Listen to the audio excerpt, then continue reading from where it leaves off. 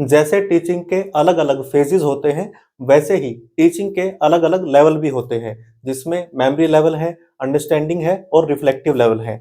तीनों लेवल की अपनी अपनी कुछ वीकनेस है, कुछ अपनी अपनी स्ट्रेंथ है। मैं आज की वीडियो में आपको डिटेल में बताऊंगा कि तीनों लेवल का फोकस पॉइंट क्या होता है, तरीके क्या होते हैं और हमारी वीकनेस और स्ट्रेंथ क्या है। एक सामान्य तौर पर पहले समझ लेते हैं। मेमोरी लेवल सबसे बेसिक लेवल होता है, यानी जब बच्चा यंग लर्नर होता है या कुछ नई चीज हम सीखते हैं तो हमें सबसे पहले मेमोराइज करने पे या रटने पर ध्यान दिया जाता है। रोट लर्निंग, अगर सीधी भाषा में कहें, रटने की लर्निंग इसके अंदर होती है। पहला लेवल है मेमोराइज कराना, चीज को बच्चे को याद करा देना। जब हम छोटे थे हमें अल्फाबेट्स याद कराए गए थे, हमें बाकी सारी चीजें पहले रटवाई गई थी, याद कराई गई थी। इससे थोड़ा सा ऊपर चलते हैं तो सेकंड लेवल होता है जिसमें अंडरस्टैंडिंग यानी समझाना आता है। पहले में याद कराना मेमोरी लेवल पे, दूसरे में समझाना, यानी जो हमने याद किया था अब उसके मीनिंग क्या है, उसके मायने क्या है, वो कंसेप्ट क्या है, उसको हम समझ पाए और उन चीजों को हम रियल लाइफ के साथ जोड़ पाए। थोड़ी सी हमारी यहाँ पर जो समझ है वो बढ़ानी शुरू की जाती है।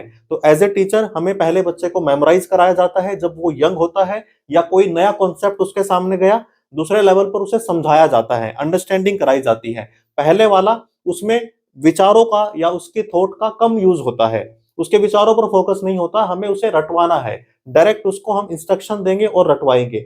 दूसरे वालों पर हम दूसरे वाले लेवल पर जो अंडरस्टैंडिंग लेवल है वहां पर उसे समझाएंगे। तो यहाँ पर उसके विचारों का भी महत्व हो जाता है। पहले वाले में वो थोड़ा पैसिव रहेगा, दूसरे वाले में लर्नर हमारा एक्टिव हो जाएगा। अब इसके बाद तीसरा लेवल आता है रिफ्लेक्टिव लर्नर, चिंतनशील। यहाँ पर हमारा जो लर्निंग का लेवल है, यहाँ पर बच्चे को पहले हमने रटवाया, फिर हमने समझाया, यहाँ पर बच्चा उसे एनालाइज करेगा, उसका विश्लेषण करेगा, अपनी कुछ क्रिटिकल थिंकिंग देगा। यहाँ पर हम उसे ओपन एंडेड सवाल पूछेंगे। क्लोज एंडेड क्या होंगे, जिसमें ये हाँ और ना का हमें जवाब मिलता हो। ओपन एंडेड क्या होंगे, जहां पर बच्चे को अपने विचार हमारे सामने रखने का मौका मिले। तो तीसरा लेवल सबसे हाईएस्ट रहता है।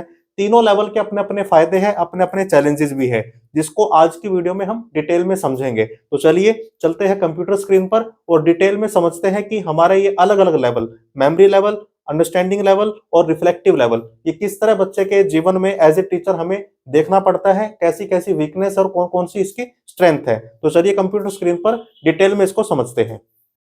तो चलिए डिटेल में समझते हैं कि ये लेवल ऑफ टीचिंग क्या होते हैं। जैसा मैंने बताया, सबसे पहला है हमारा मेमोरी लेवल। ये पहला लेवल है, फर्स्ट लेवल है। इसमें हमारा जो फोकस होता है वो होता है कि बच्चे को कुछ रटवा दे, मेमोराइज करा दे। इसका नाम ही मेमोरी लेवल है। तो इसमें हमें समझाने से ज्यादा बच्चे को याद कराने पर फोकस होता है। फैक्चुअल रिकॉल कर पाए, वो याद सिर्फ याद ही ना कर पाए, बल्कि उनको वो अपने जो तथ्य उसने याद किए हैं उनको रिकॉल भी कर पाए, जब उससे पूछा जाए वो बता पाए और वो नॉलेज को सिर्फ अर्जित कर पाए। यहाँ पर उसे समझना नहीं है, उसे रटवाना है। जैसे बहुत ही छोटे बच्चे को हम अल्फाबेट्स और बाकी चीजें रटवाते हैं, अभी उनका हम बहुत अंडरस्टैंडिंग लेवल पर उसको नहीं लेकर जाते, सिर्फ उसको ये रहता है कि वो याद कर ले एक बार। इसमें हम क्या करते हैं, बच्चों के सामने नई इंफॉर्मेशन को प्रेजेंट करते हैं बहुत ही क्लियर और ऑर्गेनाइज तरीके से, मतलब बहुत ही प्रत्यक्ष और उसको ऑर्गेनाइज करके नई इन्फॉर्मेशन को प्रेजेंट करते हैं। डायरेक्ट उसको इंस्ट्रक्शन देते हैं यहाँ पे, लेक्चर के जरिए या ड्रिल यानी अभ्यास के जरिए। मतलब हम उसको सीधा नई इन्फॉर्मेशन उसके सामने प्रेजेंट करते हैं, मेमोराइज कराने के लिए, याद करवाने के लिए, ताकि सही समय पर बच्चा उसे रिकॉल कर पाए। ये हमारा यहाँ पर उद्देश्य रहता है। इसके अलावा हमारा गोल इस पे क्या रहता है कि उसकी मेंटल इन्वेंटरी, जो फैक्ट्स उसको है ना, वो उसके बुनियादी तथ्य वो एक बार याद कर ले, बेसिक कॉन्सेप्ट उसको वो याद कर ले।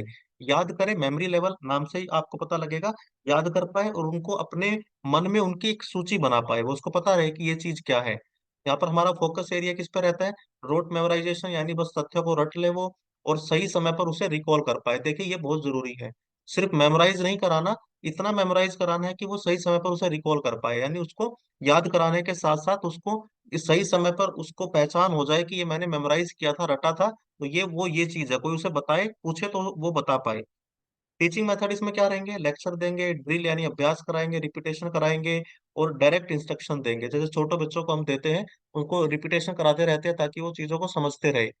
असेसमेंट कैसे करेंगे इस लेवल पे, हम बच्चे का क्विज करा लेंगे, टेस्ट ले लेंगे उसका, फैक्चुअल एक्यूरेसी उसकी देख लेंगे कि कितना वो फैक्ट्स को जान पाया है, तथ्य को याद कर पाया है, डेट्स को, फैक्ट्स को कैसे वो रिकॉल कर पाता है, यहाँ से उसका असेसमेंट होगा। स्ट्रेंथ क्या है, बेसिक नॉलेज फाउंडेशन यहीं से आता है। जो बेसिक्स आपके बनते हैं, जो बुनियादी ज्ञान है, वो मेमोरी लेवल से ही तैयार होता है। इसलिए बहुत यूजफुल है ये छोटे बच्चों के लिए, या फिर जिसको हम नए कॉन्सेप्ट समझा रहे हैं। कोई भी ऐसा लर्नर जिसको अभी नया कॉन्सेप्ट समझाना है, उसके लिए ये मेमोरी लेवल बहुत ही जरूरी होता है। ये इसकी स्ट्रेंथ है कि उनके लिए बड़ा काम का रहता है चीजों को रिपीट कराना, उनको ड्रिल कराना यानी अभ्यास कराना, और उनके सामने सीधे स्पष्ट तरीके से किसी भी ज्ञान को पेश करना। अब इसकी वीकनेस क्या है? इसके अंदर कोई गहराई नहीं होती, यानी हम इसमें समझाते कुछ भी नहीं है, सिर्फ रटवाते हैं। ये एक एक्टिविटी प्रमोट नहीं करता लर्निंग में, यानी यहाँ पर जो लर्नर है आपका वो पैसिव है, मतलब उसकी कोई ज्यादा एक्टिविटी नहीं हो रही, यहाँ पर उसे सिर्फ रटवाया जा रहा है। क्रिटिकल थिंकिंग और एप्लीकेशन इसके अंदर नहीं होती, और वो होगी भी नहीं, क्योंकि एक तो यंग लर्नर है, दूसरा अभी उसके सामने नया कॉन्सेप्ट आया है, तो ये इस लेवल के बारे में है। दूसरा लेवल उससे थोड़ा हाईएस्ट लेवल है, वो लेस थॉटफुल था, ये थॉटफुल है थोड़ा, ये चिंतन इसके अंदर होता है, बच्चे को विचार इसके अंदर आते हैं, इसको बोलते हैं अंडरस्टैंडिंग लेवल। अब इसमें हम क्या कराते हैं? Concept mapping. पहले लेवल पे हमने उसको चीजें याद कराई, उसने याद की, सिर्फ उसको रटवाया हमने। दूसरे पे हम उसको कनेक्ट कराएंगे, उसका रियल लाइफ के साथ रिलेशनशिप क्या है उसको हम कनेक्ट करके दिखाएंगे, तो यहाँ पर उसकी कॉन्सेप्ट मैपिंग होगी, उसके कॉन्सेप्ट बनेंगे चीजों को लेकर। रियल लाइफ के एग्जाम्पल हम इसमें रिलेट करेंगे, प्रैक्टिकल सिनेरियो उसको दिखाएंगे, यानी जो भी उसने सीखा है उसको हम समझाएंगे कि इसका आपके रियल लाइफ के साथ कैसे कनेक्शन है, इसकी प्रैक्टिकल आप इसको कैसे आप जोड़ सकते हो अपनी रियल लाइफ के साथ। यहाँ पर हम उसको इस बात के लिए हम थोड़ा प्रोत्साहित करेंगे कि बच्चा सवाल पूछे, ताकि उसकी अंडरस्टैंडिंग और ज्यादा डीप हो, हम भी उससे कुछ सवाल पूछेंगे। तो यहाँ पर बच्चा जितना सवाल पूछेगा उतनी ही उसकी समझ जो है वो गहरी होती जाएगी। तो यहाँ पर हमारा काम क्या है? अंडरस्टैंडिंग, समझाना। पहले वाले में हमारा क्या था? हमारा काम था मेमोराइज कराना। तो यहाँ पे हमारा फोकस किस पे रहेगा? कि वो कॉन्सेप्ट को समझ पाए, अवधारणाओं को समझ पाए, मीनिंग बना पाए। पहले वाले लेवल पे मीनिंग नहीं बना रहा था, पहले वाले लेवल पे वो चीजों को याद कर रहा था, रट रहा था। यहाँ पर वो मीनिंग मेकिंग करेगा, आइडियाज को कनेक्ट करेगा रियल वर्ल्ड के साथ, कि जो मैंने समझा है उसका कनेक्शन क्या है। हमारे टीचिंग मेथड क्या रहेंगे इसमें? एक्सप्लेन करेंगे, डेमोन्स्ट्रेशन करेंगे, हम उसके अलावा उसको प्रॉब्लम सॉल्विंग एक्टिविटीज कराएंगे, उसके अलावा हम उसको समस्या समाधान गतिविधि, प्रदर्शन, तुलनाएं, सारे इसके टीचिंग मेथड रहेंगे। तो ताकि बच्चा जो है वो अपने कॉन्सेप्ट को अच्छे से समझ पाए। असेसमेंट इसमें हम कैसे करेंगे? एप्लीकेशन बेस्ड हम क्वेश्चन पूछेंगे बच्चे से, जो सवाल हम पूछेंगे उसकी उसका एप्लीकेशन बेस्ड नॉलेज जांचेंगे, कि वो क्या जो उसने याद किया है या जो उसने अपने अभी तक रटा है, क्या वो उसे अप्लाई करने की समझ उसके अंदर विकसित हुई। एनालाइज करने के लिए हम उसको देखेंगे, एनालिसिस कितना बढ़िया है उसका, प्रॉब्लम सॉल्विंग टास्क उसको देंगे, ताकि ये समझ पाए कि बच्चे ने चीजों को कितना समझा है। तीसरा है स्ट्रेंथ। इसकी स्ट्रेंथ क्या है? इसकी स्ट्रेंथ है कि यहाँ पर बच्चे की अंडरस्टैंडिंग डेवलप होती है, उसकी रीजनिंग और क्रिटिकल थिंकिंग का जो शुरुआती दौर यहीं से शुरू होता है, और एक्टिव लर्निंग को प्रमोट करता है ये वाला लेवल। आपका मेमोरी लेवल में क्या था? पैसिव था लर्नर, वहां पर वो सिर्फ रट रहा था, हम उसके सामने इंफॉर्मेशन प्रेजेंट कर रहे थे। यहाँ पर उसको एक्टिव लर्निंग करानी पड़ रही है, उसको हम साथ जोड़ेंगे, तो यहाँ पर सक्रिय सीखने को बढ़ावा देते हैं। अब इसकी वीकनेस क्या है? मेमोरी लेवल से ज्यादा टाइम यहाँ पर लगता है। मेमोरी लेवल में जितना समय लगा था उससे ज्यादा समय जो है हमें इस लेवल पे लगेगा।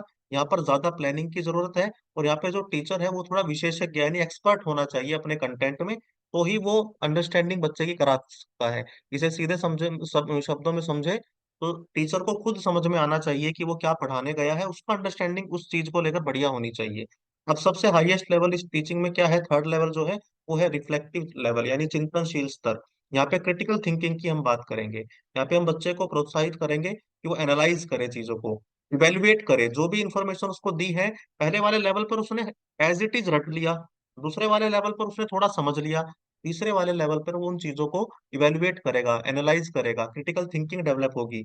यहाँ पर हम बच्चे को तैयार करेंगे कि वो सेल्फ रिफ्लेक्शन कर पाए अपनी लर्निंग प्रोग्रेस पर, सेल्फ असेसमेंट कर पाए, यहाँ पर उसे किसी दूसरे की जरूरत ना पड़े। छोटे बच्चे को हमारी जरूरत पड़ेगी, अंडरस्टैंडिंग लेवल पर उसे एक्टिव कर दिया तो मिलकर हम काम कर रहे थे।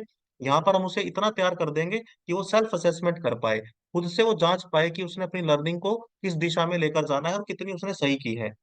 यहाँ पर नॉलेज के एप्लीकेशन की बात है, जो पहले लेवल पर उसने नॉलेज सीखा था, दूसरे पर उसने समझा था, थर्ड लेवल यानी रिफ्लेक्टिव लेवल पर वो एप्लीकेशन करेगा उस नॉलेज की। तो जो भी उसने कॉन्सेप्ट समझे हैं उसको प्रैक्टिकल सिचुएशन में कैसे अप्लाई करना है, कैसे व्यवहारिक तरीके से उसका प्रयोग करना है, उसके लिए हम बच्चे को प्रोत्साहित करेंगे। हमारा फोकस किस पर रहेगा? डीप एनालिसिस पर, यानी गहन विश्लेषण बच्चा कर पाए, क्रिटिकल इवेल्युएशन कर पाए, जो भी इंफॉर्मेशन उसके पास गई है वो उसे एज इट इज ना मान ले, उस पर थोड़ा क्रिटिकल होकर वो सोच पाए, पर्सनल मीनिंग मेकिंग कर पाए, वो उसके अपने मीनिंग भी डेवलप हो।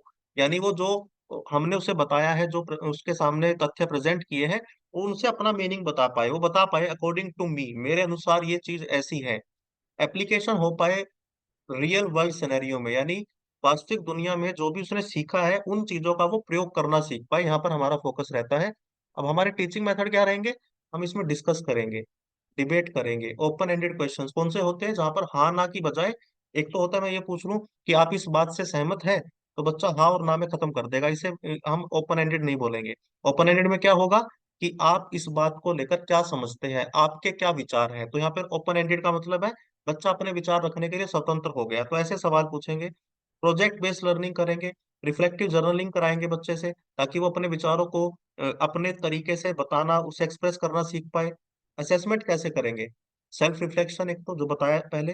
पोर्टफोलियो क्रिएशन कराएंगे बच्चे की, प्रेजेंटेशन लेंगे उसकी। ओपन एंडेड प्रोजेक्ट देंगे जहां पर वो अपने विचारों को, अपने तरीके से काम करने का जो उसका एक अपना तरीका है डेवलप हुआ है, उसके जरिए वो किसी काम को पूरा कर पाए।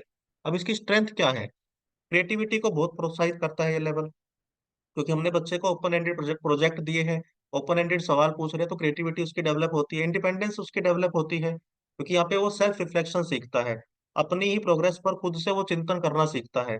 सेल्फ अवेयरनेस डेवलप होती है बच्चे की। लाइफ लॉन्ग लर्निंग को प्रमोट करता है ये। इस लेवल पर आकर बच्चे को हम ऐसा तैयार करते हैं कि कल को वो अपनी फॉर्मल एजुकेशन कंप्लीट भी कर ले, तो भी वो अपने लिए कुछ ना कुछ सीखता रहे। प्रॉब्लम सॉल्विंग स्किल उसकी डेवलप होती है यहाँ पे। अब वीकनेस क्या है, चैलेंजिंग है ये लेवल बहुत, यहाँ पर हमें बहुत ज्यादा प्लानिंग करनी पड़ती है, मैच्योर स्टूडेंट हमें चाहिए। हम बहुत छोटे बच्चों को ये लेवल, इस लेवल पर नहीं लेकर जा सकते। टीचर भी बहुत हमें स्किल्ड चाहिए, बहुत मतलब हमें अनुभवी टीचर चाहिए, क्योंकि यहाँ पर आपको एक बड़ी दिक्कत ये आएगी कि इस लेवल पर आप जो असेसमेंट लेंगे, उसका क्वांटिटिव तरीके से आप मेजरमेंट नहीं कर सकते, यानी नंबरों में नहीं तोल सकते, मात्रात्मक रूप से मापना मुश्किल है यहाँ पर, क्योंकि क्वालिटी की बात हो रही है, क्वांटिटी की बात नहीं हो रही, तो थोड़ा सा इसका ये भी चैलेंज है। तो हमने आज डिस्कस किया लेवल क्या है टीचिंग के अलग अलग, जिसमें मेमोरी, अंडरस्टैंडिंग और रिफ्लेक्टिव, तीन लेवल आपके सिलेबस में थे। आप नए हैं चैनल पर तो सब्सक्राइब जरूर कर लीजिए, पूरा आपको ये पेपर जो है इस चैनल पर मिलेगा। और कोई सवाल आपका तो कमेंट सेक्शन में जरूर पूछिए। Thank you very much.